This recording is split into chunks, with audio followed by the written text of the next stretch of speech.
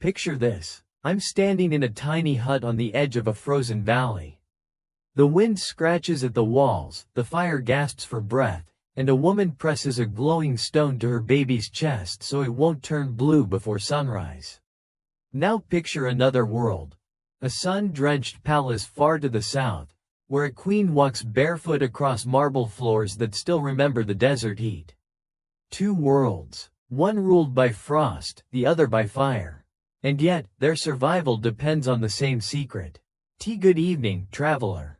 If you've found your way here, you've already crossed the first threshold, that quiet decision to slow down. So, let's begin not with grand proclamations, but with stillness. Dim the lights. Let the room fall silent until the only sound left is your own breathing. Maybe you're listening from a small apartment where the radiator hums like an old companion. Maybe you're in a city where rain gathers on the window like forgotten thoughts. Wherever you are, breathe slowly, and let the world outside the story loosen its hold for a while. I've learned that every journey into the past begins not with discovery, but with listening. So listen, not to me yet, but to what's around you. The whisper of fabric as you shift. The faint tick of some distant clock. That rhythm, heart, air, time, will be our measure tonight. Imagine the smell of wood smoke. Not the clean, crisp kind that comes from a city fireplace, but the heavy smoke of damp logs and peat. The kind that clings to your hair and makes your hands smell like earth. You're sitting near an old hearth somewhere north of memory. The walls creak. The fire crackles like language older than speech.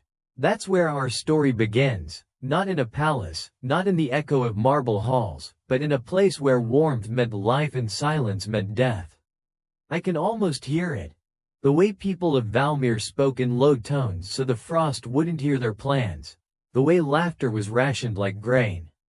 If you wish, whisper in the comments where you're listening from. I always find comfort in knowing that, across centuries and continents, warmth still connects us, a small proof that we, too, belong to the same invisible network that once kept villages alive through winter. Now, settle in. The fire is only metaphor, but it burns just the same. When I close my eyes, I see that hut again, the one I mentioned a moment ago. The wind outside sounds like 1,000 whispers trying to be remembered. Inside, the woman rocks her child and hums a song without words. Her melody rises and falls with the fire's breath. This is not legend yet, this is survival in its rawest form. The air is thick with the smell of herbs hanging from the rafters. Juniper for cleansing, sage for courage, dried moss for sleep. Each has a purpose, and none are wasted. That's the difference between luxury and necessity. In a world where nothing is abundant, meaning becomes the only true currency. In the corner, a pot bubbles slowly. The water within it holds what the people of Valmir called the heart's steam, a simple broth, thickened by patience. They believed that the first sip after sunset gave thanks to Elandra, goddess of warmth. Whether or not you believe in her doesn't matter. What matters is that someone once did, so completely that her faith became the physics of survival. Step closer to the fire with me. The wood hisses, and a single ember leaps out, landing near your shoe. In the half-light, it looks like a tiny sun. I think of how many civilizations were built around that same glow, fire as both weapon and womb. Perhaps that's why stories told beside flames feel more honest. They remind us that knowledge began not in libraries, but in smoke and breath. Tonight, I want you to imagine the crackle of that flame carrying across time. Every story we tell is a spark traded between strangers, an ember passed from one set of hands to another. That is what kept Valmir alive when winter tried to erase it, the sharing of heat, literal and otherwise. I picture the villagers wrapped in wool so rough it could scrape skin raw. Their faces are red from wind, their eyes watery from smoke. And yet, when they speak of warmth, they mean more than temperature. They mean belonging, the quiet miracle of finding another pulse beating near your own. In that sense, you and I aren't so different from them. We, too, live in a world that can turn cold, not with frost, but with distraction. Our winters arrive as deadlines, are storms as silence between people who've forgotten how to look each other in the eye. And so, when I invite you to dim the lights and listen, it isn't nostalgia I'm offering. It's a small rehearsal for connection. Take another breath. Feel the air cool as it enters, warm as it leaves. That difference in temperature, that exchange, is the oldest dialogue on Earth. The villagers of Valmir believed it was sacred. They called it the breath of return, the proof that every gift given comes back in another form. I remember reading a fragment of one of their old songs, translated by a scholar whose name is mostly forgotten. It went something like this: breathe for me, and I for you. Keep the circle bright. Simple words, but they survived centuries. Maybe because they were true. Outside our imagined hut, the snow continues to fall. It doesn't roar, it whispers. Each flake is a quiet erasure, rewriting the world in white. But inside, the air is alive with color: orange, gold, deep umber. Shadows dance on the walls, forming patterns that look almost like script. If you stare long enough, you could believe the fire itself is trying to write history. And maybe it is. Maybe every flame ever lit was a form of storytelling, light translating itself into memory. When I was a child, I used to sit beside my grandmother's wood stove and watch the blue core of the fire flicker like a heartbeat. She told me warmth had a sound if you listened closely, a low hum, somewhere between sigh and song. Years later, when I began studying the oral traditions of northern peoples, I realized she'd been right. The oldest tales were never shouted, they were murmured to the rhythm of burning wood.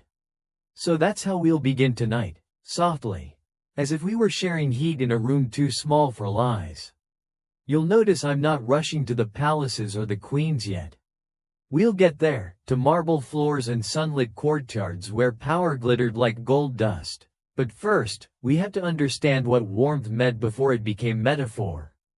Because once you know what it costs to keep a single fire alive through the dark, you start to see power differently. For now, let the scene hold. Let the frost remain outside, the light stay tender. Picture yourself leaning closer, palm outstretched toward the flame. You can almost feel it, that thin edge between comfort and burn. That's where the best stories live. We'll start there, in the hush before history begins to speak. Where every breath could be the start of a new promise. Keep your eyes half closed. Keep listening. The wind is shifting, and somewhere beyond the valley, the first thread of our tale is stirring. O night, I want to take you there. From the ashes of northern villages to the golden dust of forgotten kingdoms, to uncover what I've come to call the secret world of queens and servants. When I think of the world before kings and empires, before flags and anthems, I think of smoke. Not the smoke of war, not yet, but the kind that rises gently from 100 hearths at dusk, marking where people once believed the world ended and home began. That's how Valmir looked in my mind the first time I read about it. A cluster of huts crouched beside a frozen river, roofs sagging under snow, the air stitched together by ribbons of smoke. The people called themselves the Kevrin, which in their tongue meant, those who endure. It wasn't pride so much as resignation, as if endurance were less a choice than the only rule left. I try to imagine what it sounded like there. You'd hear the scrape of wooden shovels against ice, the soft chant of women grinding grain, the occasional burst of laughter that surprised even the speaker.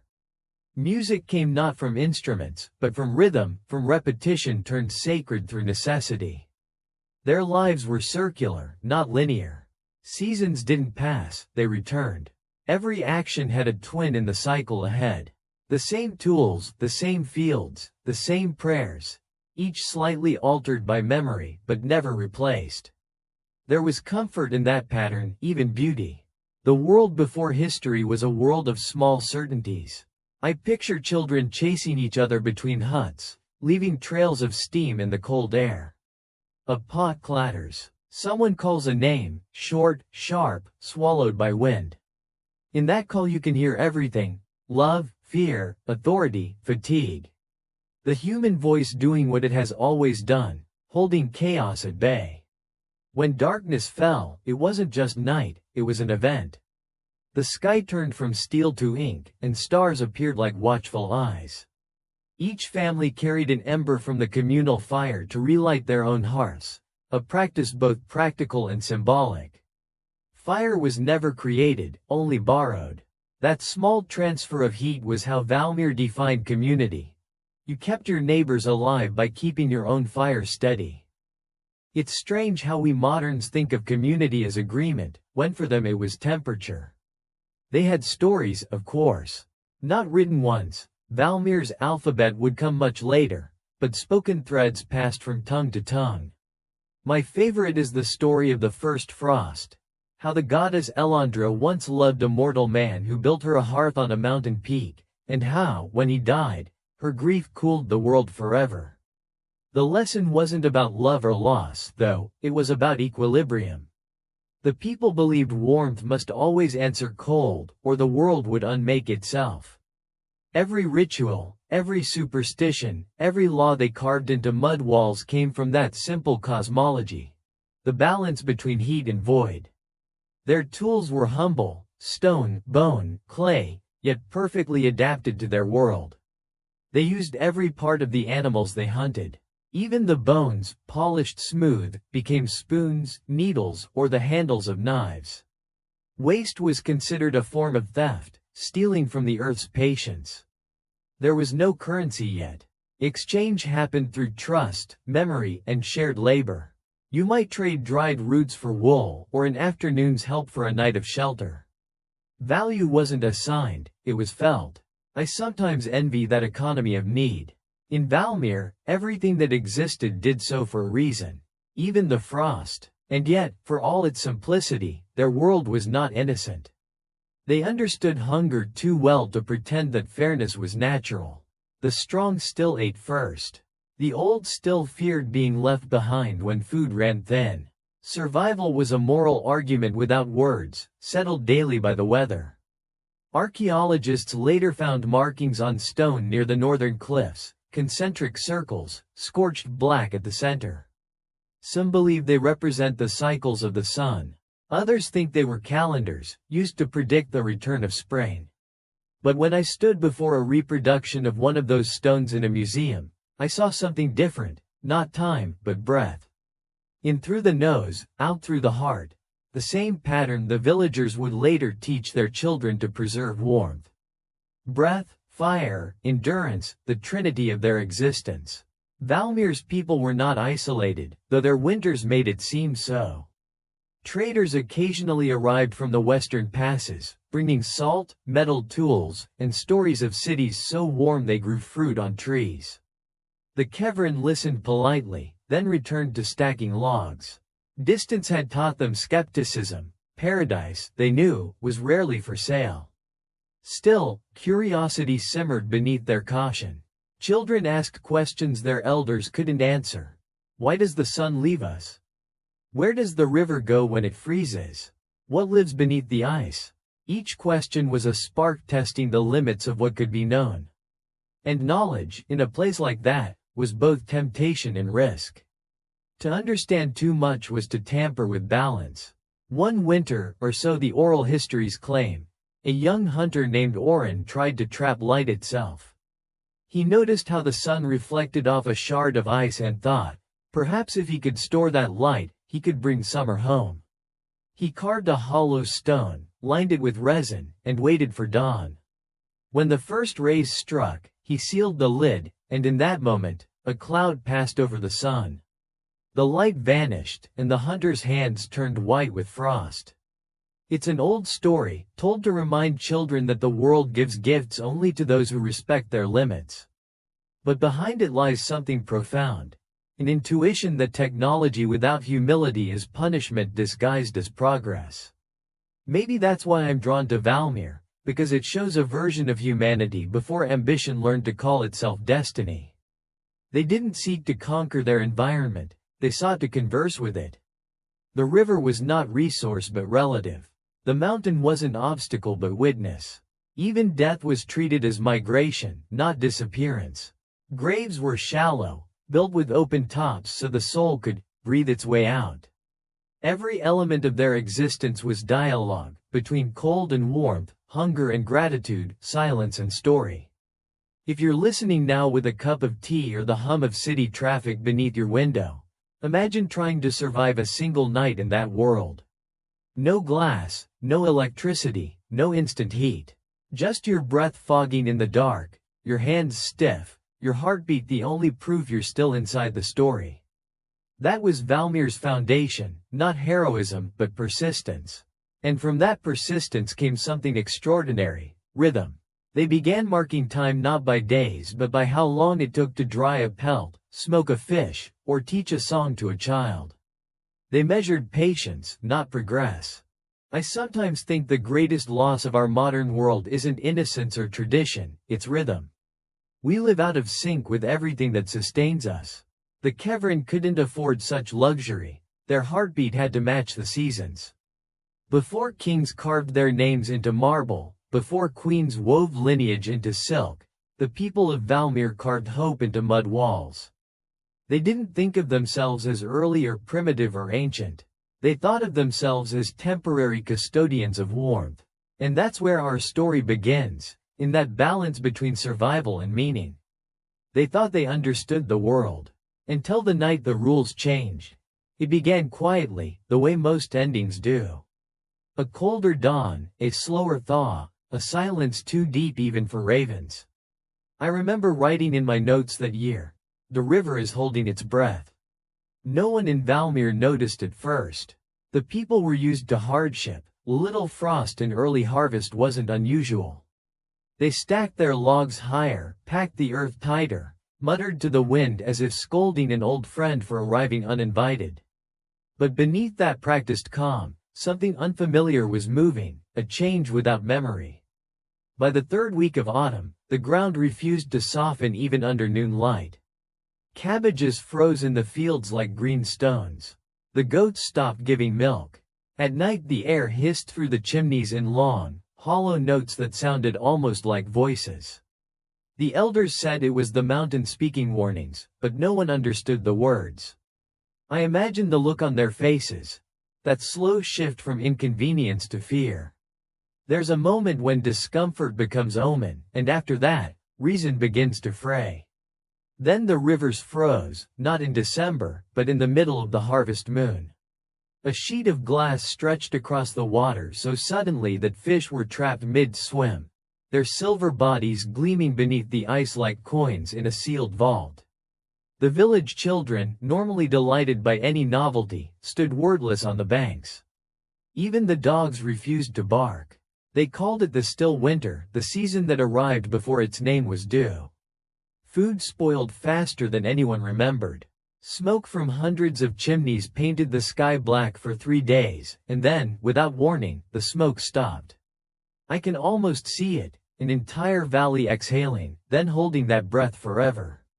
When I first read the chronicles of that year, scratched into birch bark by someone who signed only with a single spiral, I felt the tension in every line. We burn and the heat escapes, the writer said. The fire eats but does not feed. The frost had learned to outthink the flame. Families pressed together at night, wrapping themselves in anything that still smelled of life, wool, moss, each other. They whispered prayers to Elandra, goddess of warmth, asking her to remember them.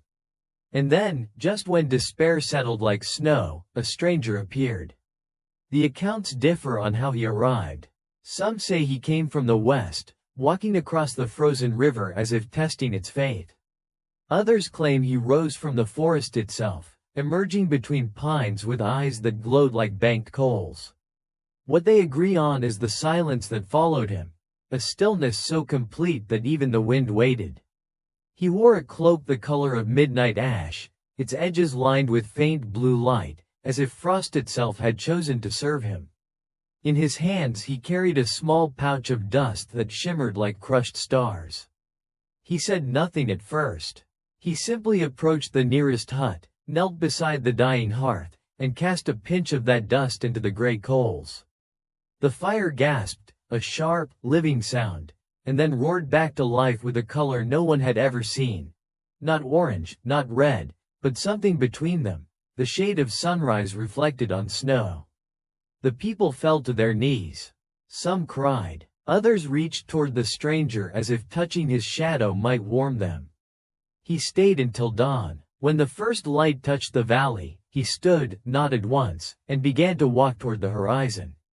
A few villagers followed his footprints, but halfway across the river, the trail vanished. The ice had melted beneath him, leaving only water that steamed in the morning cold. I remember pausing there, at that line in the record, and closing my notebook. Every culture invents its miracles, I told myself. But this one felt different, too consistent across too many sources. Even neighboring tribes recorded the same phenomenon. An unknown figure, a blue-lit dust, fires reborn. Was he a man? A myth? A traveler from some southern land carrying a mineral unknown to the north? Or something else? An echo of our endless desire to be saved by what we cannot explain. Whatever he was, he left more than warmth behind. He left a pattern. Within days, other villagers tried to replicate the act. They sifted ash, crushed stones, whispered the same silent motions. Some failed, some succeeded. The ones who succeeded became the first ash keepers, the keepers of the ember that would never die. I can almost feel their wonder. Imagine discovering that heat could be preserved, not begged from the gods but coaxed from the remains of yesterday's fire. Imagine realizing that survival might depend not on prayer but on method. It must have felt like awakening, and perhaps that was the real miracle. But with awakening comes uncertainty. Once people glimpse control, they stop trusting balance. The winter did not lift. Snow buried the fields until the huts looked like half-remembered graves. Yet inside those mounds of white, firelight flickered steady. One household after another adopted the new ritual, burying embers in ash each night, breathing over them 3 times, then sealing them beneath stone. Children were taught the rhythm is song, in breath, out heart, keep the red part. Even now, when I read the line aloud, it sounds like heartbeat and lullaby combined. What fascinates me is how quickly the practice spread. Within a generation, the people of Valmir stopped thinking of it as invention. They called it gift, and like all gifts that seem divine, it grew rules, then hierarchies, then myths. But at the beginning, it was simply relief, a small victory against a winter that had forgotten its schedule. When I walk through northern ruins today, I sometimes find blackened stones half buried in permafrost. If you chip away the crust, there's still a faint metallic sheen beneath, the residue of minerals fused by impossible heat. Some scientists call it coincidence. I call it evidence that faith and physics occasionally share the same fire. The chronicles say that after the stranger's visit, no hearth in Valmir ever went completely cold again. Not for centuries. And yet, I can't help wondering what else changed that night. When survival becomes certainty, curiosity wakes, and curiosity, history has taught me, is the first crack in any stable world. The villagers thought they had received salvation. In truth, they had stumbled upon technology. A shift from dependence on nature to manipulation of it, small, beautiful, and irreversible. Every civilization has such a moment, when gratitude turns into ownership, when prayer becomes formula. For Valmir, it began with a handful of blue dust and a man who vanished into thaw. That's the paradox that keeps me awake sometimes. Their first taste of control came in the shape of mercy. The line between miracle and experiment blurred, and in that blur lay both their survival and their undoing. Because once a people learn they can command warmth, they begin to believe they can command anything. And so the frost that year was only the beginning, the first whisper that the rules of the world were changing, and the cost of mastering them had yet to be paid. The first time I held one of the old ash stones in my hand, it was cold. Not just ordinary cold, the kind that feels intelligent, as if the stone remembers heat and resents having lost it. Its surface shimmered faintly, gray-laced with microscopic threads of silver. I remember thinking, this is what memory looks like when it forgets warmth. That stone came from an archaeological site at the edge of the Valmir Valley, Layer 7, estimated to be from the early Frost era. The notes described it as a containment relic. But what it really was, I would learn later, was a piece of their system, the way they transformed survival into ritual, and ritual into governance. After the stranger vanished, Valmir's people found themselves living inside a question. How do we keep the fire alive when its source has gone? The answer began with a single act of imitation. A woman named Thera, one of the few names preserved from that period, discovered that embers buried beneath fine ash could survive an entire night without dying. She would wake before dawn, dig into the ash, and find a faint red pulse waiting to breathe again. Word of her method spread faster than the thaw. Soon, every household kept a small clay vessel by the hearth, layered with ash and a single ember. It was efficient but fragile. If someone forgot to seal the vessel, a draft could kill the flame. If moisture leaked in, the ember suffocated. So they created redundancy. Neighbors began sharing embers as backup. If your fire failed, you borrowed from the house next door. In time, certain families became known for the reliability of their flame. They were called Kel Aaron, literally, those who tend the red. At first, it was an informal trust network. But necessity, as it often does, turned habit into structure. By the second generation, the ashkeepers were recognized as a distinct order. They marked their homes with blackened circles above the door, a signal to any traveler in need. Every village had at least 3. When one keeper's line ended, another was chosen from the family with the steadiest hearth. It wasn't exactly inheritance, but neither was it democracy. It was temperature politics. Each keeper maintained a set of tools: a clay urn, a copper tong, a small bellows made from seal hide, and a stone inscribed with a spiral, the symbol of breath returning to itself. The tools were practical, but also ceremonial. When a keeper entered another's home, they tapped the spiral 3 times before touching the hearth, acknowledging that warmth was communal, not personal. Over time, the act of tending fire became layered with meaning. What began as thermal management evolved into a theology of reciprocity. The villagers started referring to the ember as Elandra's heart. Every night, before sealing the ashes, they whispered a phrase that appears again and again in recovered inscriptions: "Sleep but do not die." From a technical standpoint, it was an elegant system. Ash, being an excellent insulator, trapped the residual heat of the coals while preventing oxygen from fueling full combustion. The result was a slow, smoldering stability, a controllable persistence. Primitive thermodynamics, yes, but also proto-ritual psychology. They learned that belief could amplify discipline. If your god depended on your consistency, you became consistent. By the 3rd generation, the network of ashkeepers had grown into a kind of social spine connecting scattered settlements across the valley. Caravans carried embers between distant villages, sealed in stone containers lined with salt. These traveling fires were guarded like treasure. The journey from one settlement to another became pilgrimage, the route itself sanctified by risk. I imagined those processions moving through the snow, figures cloaked in furs, carrying boxes that leaked faint red light through tiny vents. Children would line the path, pressing their hands against the glow as it passed. The warmth was literal, but also political. It announced belonging. To touch the ember's light was to be seen as part of the circle. The system grew more complex. Councils were formed to regulate the sharing of heat. Offenses were recorded: neglecting one's ember, wasting wood, hoarding coal.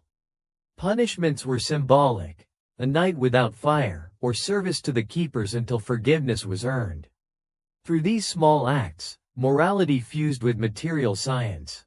When I teach this period to students, I call it the combustion of order. You can trace the emergence of hierarchy through the language of heat. Words like pure, sacred, tainted all derive from their temperature terms. Warmth meant virtue. Coldness meant exile. Their songs changed, too. Early Valmeric chants were rhythmic and circular, chants of endurance. But after the system stabilized, the melodies stretched longer, more aspirational. They began to sound like aspiration itself, breath reaching upward rather than merely surviving. It fascinates me that this mechanical discovery, the burying of coals in ash, generated not just stability but imagination. Once the nights stopped being mortal threats, people began to dream again. They painted spiral suns on the walls, traced stories of Elandra's compassion in soot. Children grew up without seeing anyone die of frostbite, and that small mercy gave them the luxury of curiosity. Yet systems, once successful, rarely stay innocent. Control invites consolidation. The keeper's role expanded beyond survival. They became arbiters of time, deciding when planting could begin, when migration should pause, when festivals could be held. Their access to the flame gave them both literal and symbolic authority. At the annual rekindling, the oldest keeper would unseal the central hearth, reveal the living ember, and distribute fragments to the gathered crowd. Each family lit its new fire from that same source. The ritual reinforced unity and dependency. I think often about the psychology of that dependence. To belong was to accept that your survival came from another's hand. Faith, in that sense, was simply trust made ritual. Centuries later, when archaeologists uncovered the circular remains of communal hearths, they found layers of ash alternating with fine sand, evidence that these fires had been extinguished and reborn countless times.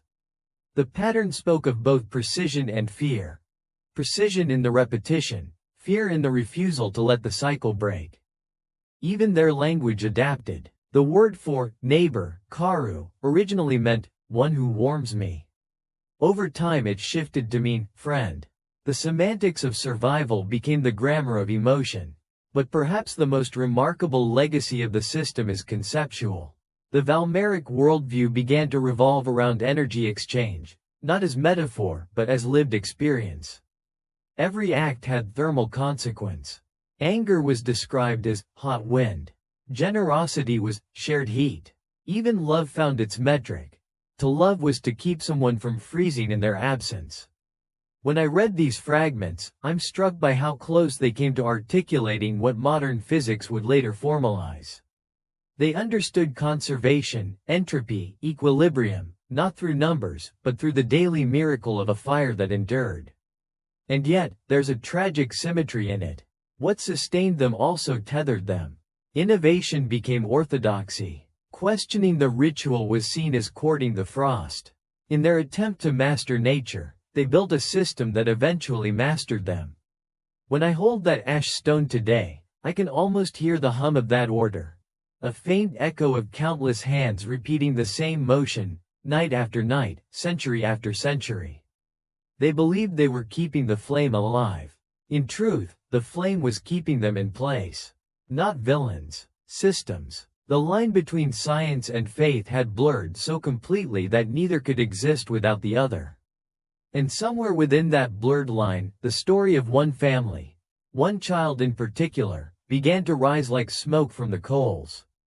Her name was Mira.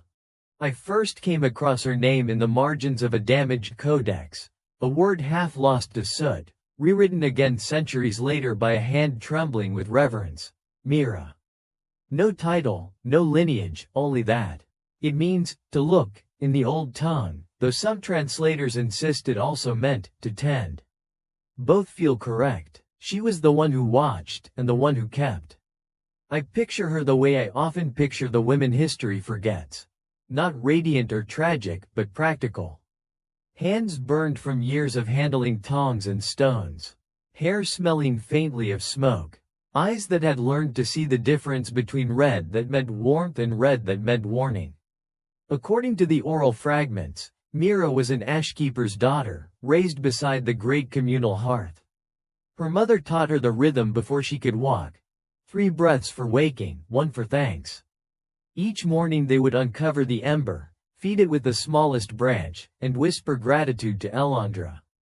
It was less prayer than calibration, adjusting heat, reading wind, predicting the day's cold. But Mira was restless. Records from the southern traders mention a northern healer, whose fire burned too bright.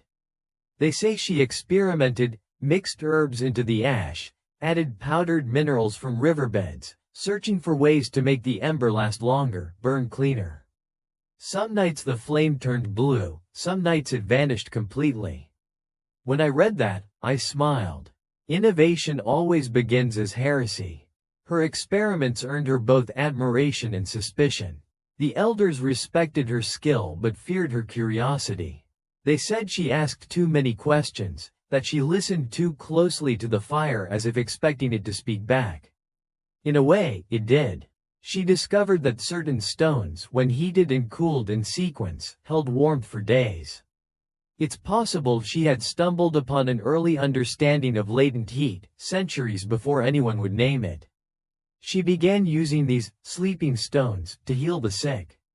She would warm them in the hearth, wrap them in cloth, and press them to the chests of fevered children.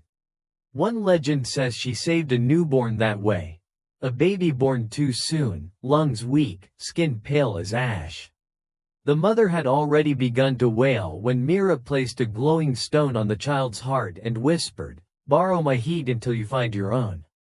The baby lived. The villagers began to call Mira Heartkeeper.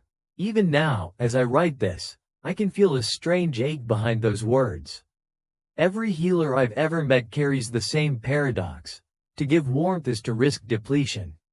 Mira must have known that. And still, she gave.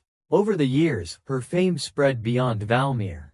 Traders carried stories of her to the southern markets, and soon she began receiving visitors, merchants, pilgrims, even nobles who had heard of the woman who could cure frostbite with breath alone. She refused gifts, asking only that each traveler teach her one thing from their homeland in return. Through them, she learned about southern spices, desert winds, and a god of fire who lived beneath sand instead of snow. I imagine her by lamplight, copying foreign symbols into soot on the wall, trying to reconcile them with her own. It was her first encounter with plural truth, the realization that warmth wears many names. But the balance she cherished couldn't last. The year of the long night came without warning. The auroras failed to appear. Even the stars dimmed. People said Elandra had turned her face away. The frost struck harder than before, sudden, absolute. Entire herds froze standing. The great river became a road of glass. Fires that had survived generations sputtered out within hours. And in the center of the valley, Myra's hut caught fire. The accounts conflict on how it began. Some say lightning. Others whisper sabotage by jealous elders who blamed her experiments for the wrath of the goddess. The only thing certain is that by the time neighbors arrived, the roof had collapsed, sending sparks into the snow like dying constellations.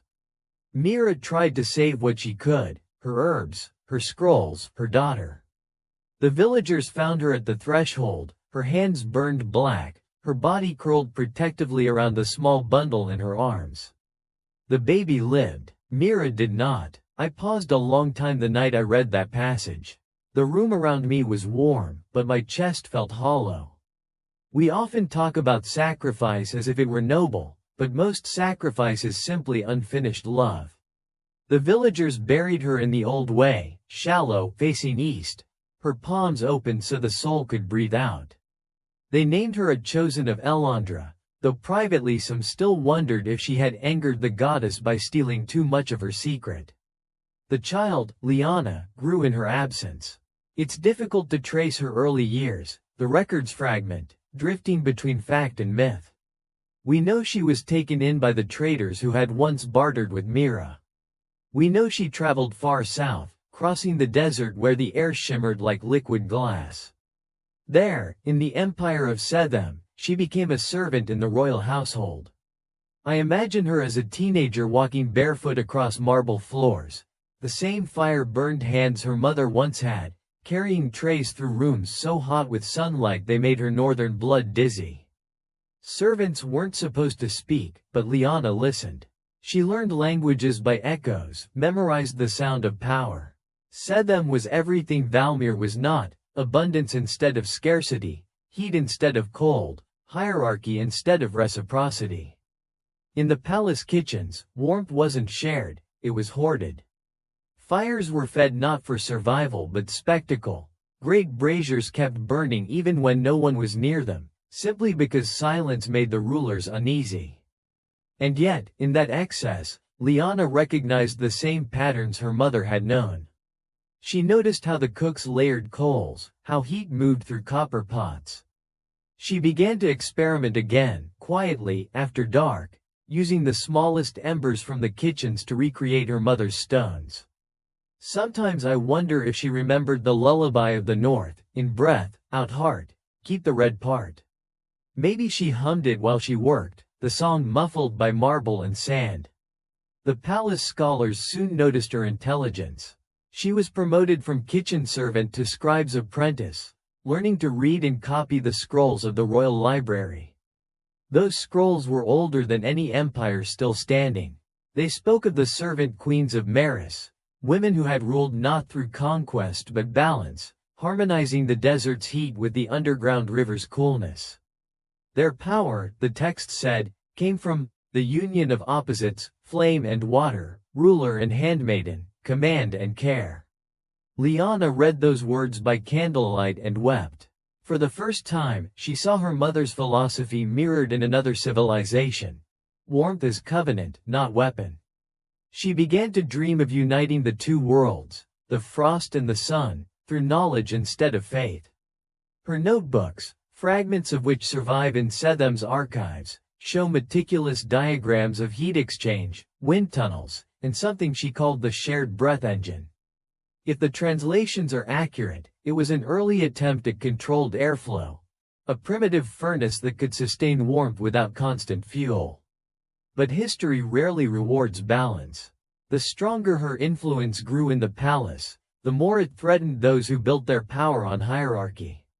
When I trace her story forward, I see the seeds of another transformation forming, one that will carry us from the quiet of a healer's hut to the glare of a throne room. Two women, generations apart.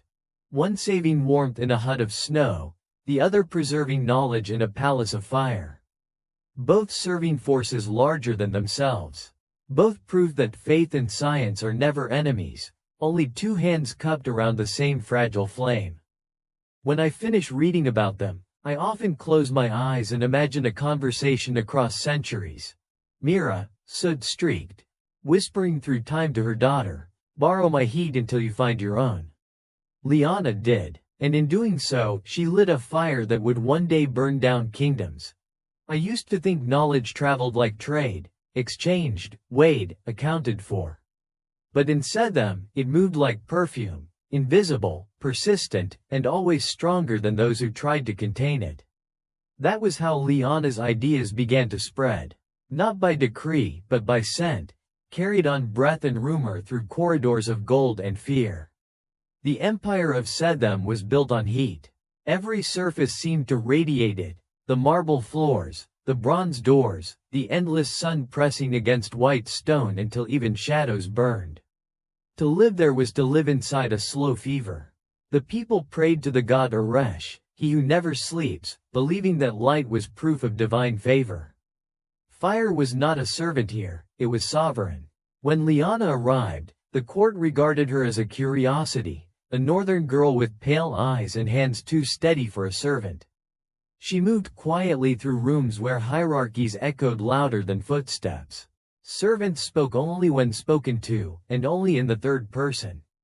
This one serves, this one hears. But Liana listened. Listening, after all, had kept her mother alive for decades. She began in the kitchens, then among the scholars, until at last she was assigned to the Queen's library, a labyrinth of scrolls that smelled of dust, ink, and beeswax. The air there was cooler, almost gentle. It was the only place in Setham where silence was not suspicion but sanctuary. I remember standing once in those ruins years later, tracing the faint carvings along the library walls. The glyphs for flame and breath appeared everywhere, repeating like heartbeat. I realized then that what Liana discovered wasn't new at all, it was remembering. The desert had always known what the north had learned the hard way. That balance is not luxury but law. Among the scrolls she copied were fragments from the Book of Maris, the sacred text of an older civilization buried now under dunes. It described a dynasty of women who ruled not through armies but equilibrium. They had kept their cities alive by regulating heat and water, teaching their people to build underground chambers where desert air cooled into mist. The Merisians believed leadership meant mastering temperature. Too much warmth bred chaos, too little bred apathy. The queen's role was to keep the climate of hearts steady. Liana read those words and felt something ignite. Her writings from that period survive only as excerpts quoted by later historians. One line stays with me. If heat can be shared without loss, then power can be shared without fear. She began teaching the other servants simple experiments. How to cool the air by drawing damp cloth through drafts. How to concentrate sunlight using polished metal to cook without fuel. The palace guards laughed at first. But when the queen's chamber became unbearably hot one summer and Liana's contraption of mirrors and clay pipes lowered the temperature by 10 degrees, no one laughed again. The queen summoned her. I like to imagine that moment. Liana standing before the throne, sweat beading on her brow, the scent of jasmine thick in the air. The queen, Inara of the Sun Gate, was said to be both merciful and vain, a ruler who believed beauty itself was divine proof. She asked the servant where she had learned such magic. Liana, wisely, did not speak of gods. She spoke of observation, of breath, of the way heat longs to move from full to empty. Inara was enchanted. She ordered Liana to remain in the palace as her personal attendant, granting her access to the royal workshops. There, among glass blowers and astronomers, Liana built what she called the heart engine, a series of ceramic chambers designed to circulate air and regulate temperature through rhythmic pressure. To modern eyes, it resembles the early principles of convection. To Setham, it was divine innovation. Soon, rumors spread through the court. The queen's rooms were always cool. Her gardens flourished in heat that killed others' crops. Her candles burned steadier than any priest's flame. Some whispered that the pale servant from the north had revived the lost science of Maris. Others whispered darker things, that she had captured a god in a jar. Inara ignored the rumors. She was pragmatic. In a society where power was measured by how long one could stand beneath the sun without fainting, mastery over temperature was supremacy itself. She named Liana, Keeper of Balance, a title once reserved for priestesses. For the first time in recorded Setham history, a servant sat at the council table. I think often of that first meeting. The council chamber faced east so that morning light blinded whoever sat closest to the throne, a daily reminder that truth came from the ruler. Liana, seated low among nobles dripping with gold dust, would have squinted through that radiance, speaking softly of airflow and shadow. Every diagram she drew challenged not just physics but politics. Because to say that heat could be shared was to imply that power could be, too. The nobles tolerated her while she was useful, but each success tightened the thread of resentment. She redesigned the palace's water system, reducing waste by half. She proposed using underground tunnels to store cool night air for daytime relief. Her innovations saved lives during drought, and each one carved away a little of the old faith. The people began to speak of her as the second dawn. Children wore small discs of clay around their necks painted with spirals, the same symbol used by Valmir's ashkeepers. The spiral had traveled farther than any caravan ever could. I once held one of those discs in a museum drawer in Cairo. It was the size of a coin, edges worn smooth by centuries of touch. On its back, scratched faintly, was a single word in northern script, Liana. It's easy to romanticize her, the servant-turned-scholar, the bridge between frost and flame. But power never travels without resistance. Each improvement she made exposed the empire's dependence on spectacle. When the queen's prestige rose, the priest's authority weakened. And the priests were patient men. They knew that the most dangerous heresies are the ones that make sense. They began to whisper that the heart engine was not invention but witchcraft. That Liana's blood was mixed with frost demons, that her breath could steal warmth from a man's soul. The word keeper began to twist in their mouths, turning from respect to accusation. Still, Inara defended her. The two women grew close, perhaps as sisters, perhaps as something deeper. Contemporary poets wrote of their partnership as the sun and its reflection. Whether that was metaphor or confession, history refuses to clarify. What we do know is that the queen began signing decrees in pairs, her own seal and Lyanna's spiral beneath. The act was unprecedented. For the first time, a ruler acknowledged that power required a counterbalance. For a few brief years, Setham flourished. The deserts bloomed, trade increased. The people spoke of a golden equinox, the era when the North's discipline met the South's passion. But systems resist equilibrium. The court grew uneasy. Nobles who had built their wealth on scarcity found themselves irrelevant.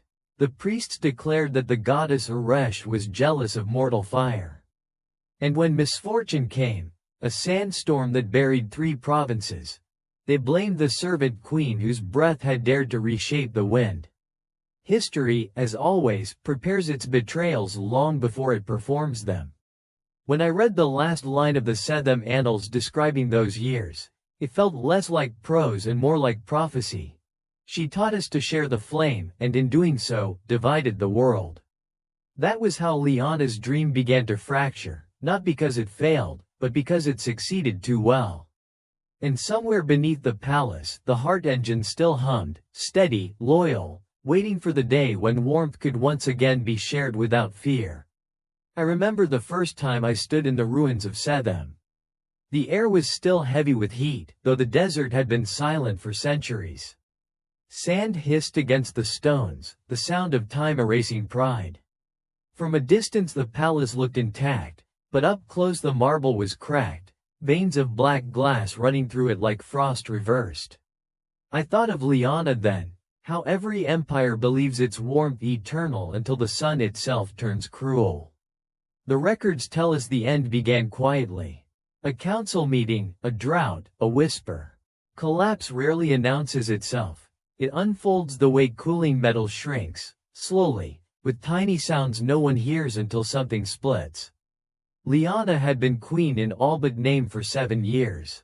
Her inventions fed the empire, her counsel softened its wars.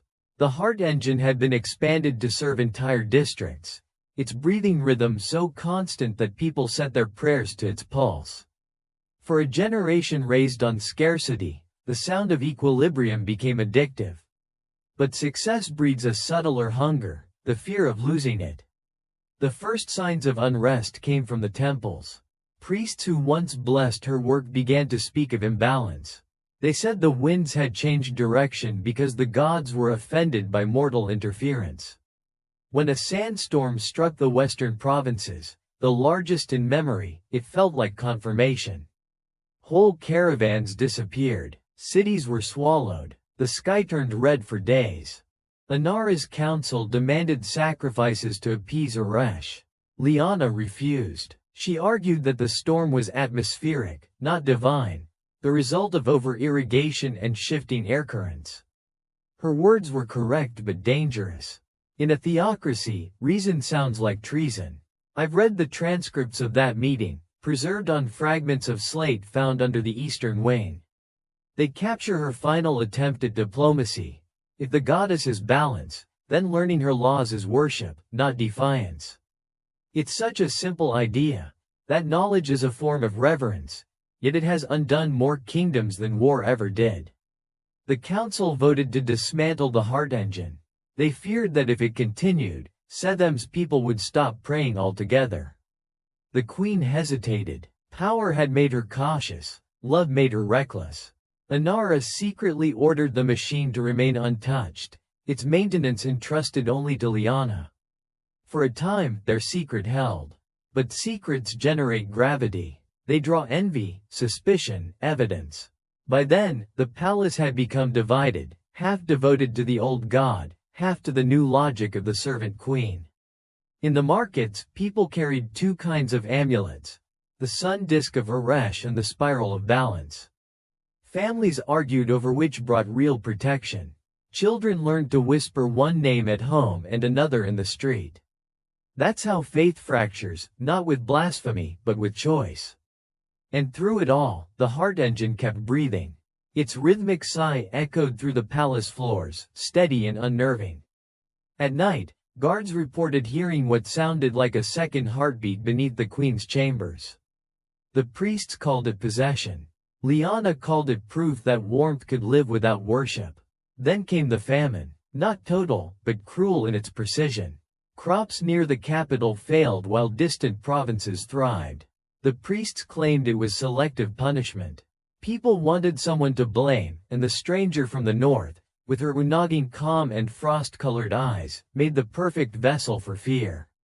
The trial that followed is one of the best documented spectacles in early imperial history. I've read the court notes in translation, each line cold and deliberate, like minutes from a meeting of fate. She stood before the council in the Hall of Radiance, where mirrors amplified the sunlight until every movement burned. Witnesses described her skin gleaming like metal, her expression serene. When asked to confess her crimes, she remained silent until the final charge, heresy. Her reply has survived verbatim in both northern and southern scripts. Fire does not ask who it warms. 6 words, enough to dismantle a theology. The crowd, they say, murmured approval before the guards silenced them. Inara tried to intervene but was overruled. By dawn, Liana had been stripped of title, property, even name. Officially she was to be exiled into the desert, but the next morning her chamber was empty. The guards found only a faint scent of myrrh and a patch of scorched stone shaped like a spiral. There are theories. Some claim she fled into the dunes and founded a secret order dedicated to preserving the heart engine. Others insist the machine consumed her, that she became part of its breath. The rationalists suggest political murder. But the poets say she turned to light and walked into the dawn. Whatever the truth, the empire began to unravel. Without her guidance, the heart engine faltered. Its chambers clogged with sand, its rhythm broke. The delicate balance between cool and hot collapsed, and the great palace ovens, once symbols of abundance, began to explode. The queen was killed in one of those fires, her body never recovered. I've seen the scorch marks on those ruins. They form patterns, not random, but circular, spiraling outward from a central point. As if the machine tried one last time to breathe before surrendering to silence. Sethem's fall was not immediate. Empires rarely die quickly. They fade like embers, glowing long after the flame's gone. The provinces rebelled. Trade routes shifted. The desert reclaimed its due. And in the midst of that collapse, a myth survived. The tale of a queen who ruled through balance and a servant who taught her how. It spread with refugees and merchants, crossing mountains, weaving into songs and proverbs. In the far north, centuries later, the people of Valmir would speak her name again, not as memory, but as prophecy. Sometimes I imagine what it must have felt like in those final days, the palace quiet except for the echo of sand against stone, the air dry enough to crack parchment. Maybe 1 or 2 of her students remained, hiding among the archives, copying fragments of her notebooks by lamplight. Maybe they whispered her words the way Valmir once whispered prayers to Elandra. Sleep but do not die. If so, it worked. Her ideas never truly cooled. There's a line in a Southern chronicle that always stops me mid-page. Her flame went inward, into the hearts of those who feared her. That is how paradigm shifts survive, by becoming the thing they were accused of being. Liana's heresy, that warmth belonged to everyone, outlived every king who condemned it. When I walk through museums now and see fragments of her machines behind glass, I feel that same dual ache I felt with her mother's story. Pride and grief intertwined. We learn so slowly what she already knew, that control without compassion is just another kind of cold. Her world collapsed not because she was wrong, but because she was early. Empires demand obedience. Equilibrium demands humility. The two cannot coexist for long. In the end, Sethem's fate was the fate of all systems that confuse heat for power. It burned itself perfect, then turned to ash. But even ash remembers warmth. And somewhere, beneath layers of sand and centuries, a single ember waits, buried deep, breathing softly, patient as truth. I didn't expect the sound to move me, but it did. When the archaeologist pressed the button, a soft vibration filled the lab, low, steady, almost human. It was a recording from the excavation of northern Egypt in 2023. The faint hum of air moving through an ancient chamber, amplified until it resembled breath. That, she told me, is the heart engine. It had been unearthed accidentally, beneath a stratum of sand not far from what was once the Setham capital. The chamber was sealed tight, its walls lined with ceramic vents. When they broke through, the trapped air escaped like a sigh that had waited 3,000 years. Inside they found fragments of scrolls, etched not on papyrus but on thin sheets of fired clay, a technology centuries ahead of its supposed time. The inscriptions were bilingual. One script unmistakably Sethemic, the other written in the looping runes of the far north. Valmeric, and there, faint but legible, was a name, Liana of Valmir. When I saw the photo for the first time, I sat perfectly still. A line had just connected two worlds that had seemed myth apart, the frost and the fire, the hut and the palace. It was proof that the story I'd been chasing wasn't legend but lineage. The fragments themselves were extraordinary. They spoke not of gods or kings, but of balance, of breath shared between the living and the dead, between north and south. One piece described a ritual of warmth, how a dying ember could be revived by the exhale of another person. Another listed measurements, ratios of air to heat, equations centuries ahead of known science. Most scholars dismissed it as coincidence, a symbolic meeting of cultures. But as I studied the translations, something deeper emerged. Liana's philosophy had not vanished, it had evolved. Over time, the idea of shared warmth resurfaced in scattered places. In Sufi poetry that compared compassion to heat that travels, in medieval guilds that spoke of keeping the ember of craft, even in 19th-century engineering treatises describing entropy as the fading of communal fire. The language changed, but the pulse remained. Not myth, memory. When I lecture about this now, I sometimes showed two images side by side. A thermal map of a human body and a satellite image of cities at night. The resemblance is uncanny, arteries of light, pulsing, transferring energy from center to edge. Civilization itself, I tell my students, is just humanity's attempt to stay warm together. But we've forgotten the covenant. We call it infrastructure now, electricity, gas, data. But it's still the same principle. The sharing of heat, literal or metaphorical, across fragile networks. The difference is that in Valmir or Setham, warmth was personal. You knew whose hand had passed the ember to yours. Today, the connection is invisible. Our comfort depends on systems so vast that we mistake them for nature. And when they fail, when grids collapse, when supply chains falter, when the warmth flickers, our first instinct isn't prayer or gratitude, but outrage. Somewhere along the line, the miracle became an entitlement. Sometimes I wonder what Liana would think if she could see our world now.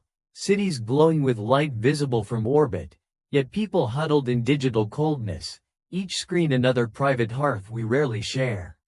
She might recognize the pattern. Power concentrated at the center, faith delegated to machines, empathy outsourced to algorithms. We have perfected the heart engine but forgotten the heart. A few months after that discovery, I joined the dig for a week. The site was brutally hot, midday temperatures over 40 degrees. Yet inside the chamber, the air was cool. The old vents still worked. Someone, centuries before modern ventilation, had built a system that maintained equilibrium on its own. When the team uncovered the inner wall, they found a single inscription carved deeper than all the others, as if someone had pressed with desperate insistence. I traced the letters with my fingers. The grooves were smooth, worn by time but deliberate. It read, in breath, out heart. Keep the red part. I felt my throat tighten. The lullaby of Valmir, carried across empires, surviving collapse, resurfacing beneath desert stone. I imagined her carving it herself, perhaps knowing the end was near. Not as lament, but as instruction. Later that night, I walked out alone into the dunes. The stars above were sharper than I'd ever seen, the same constellations that once watched over frostbitten villagers centuries before. I thought of Mira and Liana, of the thousands of unnamed hands that had passed warmth through the ages, each believing they were only surviving when they were, in truth, preserving something sacred. It struck me how cyclical it all is. Every civilization seems to rediscover the same fragile truth, that survival is a communal act disguised as individual struggle. We inherit warmth from those before us and decide, moment by moment, whether to pass it on or let it die. That's why history repeats, not because we forget, but because we keep testing the same equation. How much control can we take before balance turns to fire? Modern science calls it entropy, the ancients called it hubris. Either way, the math remains merciless. Everything seeks equilibrium, and those who hoard energy, or power, inevitably burn. In Valmir, they learned that lesson through frost. In Setham, through flame. We, perhaps, through climate and isolation, through the quiet exhaustion of abundance. I sometimes end my lectures by dimming the lights until the room glows only from the projector. Then I say, look around. We live in the empire of warmth. Every bulb, every circuit, every breath of conditioned air is a whisper from the past, asking whether we still deserve it. The students sit silent for a long time. Then someone always asks the question that matters. What do we do with that knowledge? And I tell them the truth. History doesn't offer solutions. It offers mirrors. When I close my notebook, the hum of the heart engine still echoes in my memory. That steady exhale of survival. I imagine it beneath our cities now, humming in the cables, in the heat of our servers, in the pulse of our shared, fragile networks. It reminds me that warmth was never just a temperature. It was a promise. And every generation, from frost to fire to fluorescent light, must decide whether to honor it or to watch it cool. So I breathe, in through the nose, out through the heart, and hope that somewhere, across this wired planet, someone else is doing the same. Because even now, after empires and centuries, the old truth holds. Fire does not ask who it warms, night again. The kind that hums softly around the edges of your room, computer lights blinking like distant constellations, the faint whir of electricity replacing the old sound of wind. I often imagine Myra's hearth in moments like this, the same pulse of warmth, just reborn in different circuitry. The story is ending now, or perhaps circling back. Endings are only cold beginnings. I picture you listening somewhere, maybe in the soft half-light of early morning or deep night when thought moves slower than time. If you've followed me through frost and desert, through the hands of two women and the ruins they left behind, then you already know what I'm about to say. History doesn't vanish, it cools. When I close my eyes, I see them both. Mira in her hut, her fingers cracked from tending the hearth, whispering to a baby who might not live to dawn. Liana in the palace, her hands steady as she draws spirals in dust while a queen watches, torn between faith and reason. Both surrounded by flame, both carrying something larger than themselves, the conviction that warmth should belong to everyone. I think of how each generation invents its own version of the same prayer. The words change, Elandra, Uresh, balance, progress, but the plea remains. Let there be warmth. Let it last. That's the oldest human story. Everything else, conquest, invention, empire, are footnotes in that pursuit. I once believed I was writing about history. But somewhere between Valmir's frost and Setham's fire, I realized I was writing about us, the modern kind, surrounded by devices that glow yet rarely comfort, living inside machines designed to deliver connection but not touch. We've built palaces of data, and in their mirrored halls we chase a warmth we can't quite name. We treat electricity the way the people of Setham treated the sun, infinite, unquestioned, divine. We talk about energy grids and power lines, But what we really mean are arteries, the same networks of trust that kept the old fires alive. Only now the trust feels colder. I think of Myra's mantra, sleep but do not die, and how perfectly it describes our era. Our fires never go out, yet they rarely burn bright. We exist in the half-light of constant power, neither dark nor dawn. Perhaps that's why nostalgia feels so magnetic. It flickers like remembered heat. When I teach, I often ask my students to imagine what the archaeologists of the future will say about us. They won't find marble palaces or stone carvings. They'll find layers of circuitry, towers of glass, traces of light fossilized in servers. And if they listen closely, maybe they'll hear what the archaeologists in Egypt heard, a hum, the sound of air moving through forgotten chambers. Our own heart engine. But what will they think we worshipped? Efficiency? Growth? Or something humbler? The idea that connection itself could save us? I hope they'll understand that, like the people of Valmir, we meant well. That our mistakes were never born from malice but from longing, a wish to keep the cold away a little longer. Because that's what Mira and Liana both knew. Warmth isn't a gift you receive, it's a practice you repeat. It asks for vigilance, and it dies the moment we mistake it for possession. I remember holding one of those ancient ash stones, the surface cool but heavy with potential, and feeling a kind of reverence that had nothing to do with religion. The past isn't gone, it's stored, latent, waiting for contact. The same way an ember waits beneath ash for the breath that knows its rhythm. So here we are, centuries later, surrounded by invisible embers. The glow of a phone screen, the quiet exchange of data, the pulse of an engine somewhere keeping our rooms warm while we sleep. We've inherited everything Liana dreamed, comfort, abundance, control, and yet the real test remains the same. Can we share it? That's the haunting beauty of her final words. Fire does not ask who it warms. It's an observation, not a creed. A reminder that generosity is nature's default state, and only fear interrupts it. Sometimes I wonder if her spiral, that symbol carved into walls, painted on clay, burned into the ruins of Sethem, wasn't meant as ornament at all, but as instruction. A continuous line, turning inward and outward, never ending. The cycle of giving, receiving, releasing. Maybe that's why her story refuses to stay buried. It keeps resurfacing wherever people are cold, in every movement that demands dignity, in every technology that promises equality, in every small act of care that pushes against the chill. I find comfort in that. That across centuries, in huts and cities, among servants and queens, the same pulse continues.